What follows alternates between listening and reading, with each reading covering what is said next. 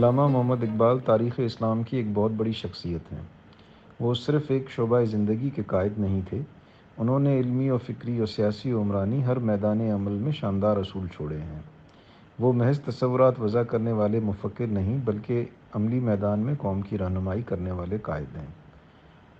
علامہ اقبال نے جس دور میں آنکھ کھولی یہ وہ عہد ہے جب سینکڑوں برس سرزمین ہند پر حکومت کرنے والی قوم زوال و انحطاط سے دوچار ہو کر حالت محکومی میں زندگی گزار رہی تھی۔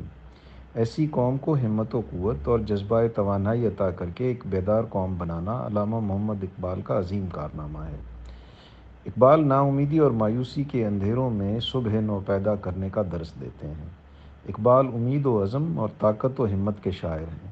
وہ رواداری، اخوت اور اتحاد و یکجہتی کے پیغامبر ہیں۔ وہ مقامی سطح سے لے کر بین الاقوامی معاملات کو ملی نقطہ نظر سے حل کرنے کے خواہش مند تھے۔ شاعر مشرق کو خراج عقیدت پیش کرنے کا بہترین طریقہ ان کے افکار کا فروغ اور ان پر عمل کرنا ہے۔ ان کا روشن پیغام نوجوان نسل کی فکری تربیت کا بہترین ذریعہ ہے۔ علامہ اقبال کا پیغام ایک ملک یا قوم تک محدود نہیں بلکہ تمام جغرافیائی سرحدوں کی قید سے نکل کر پوری انسانیت پر محیط ہے۔ علامہ محمد اقبال کی فکر ہمارے لیے آج کے دور میں پہلے سے بھی زیادہ سودمند دکھائی دیتی ہے۔ ہمیں اپنے مقامی اور قومی سطح کے تمام معاملات میں حکیم الامت کے افکار سے رہنمائی لینے کی ضرورت ہے۔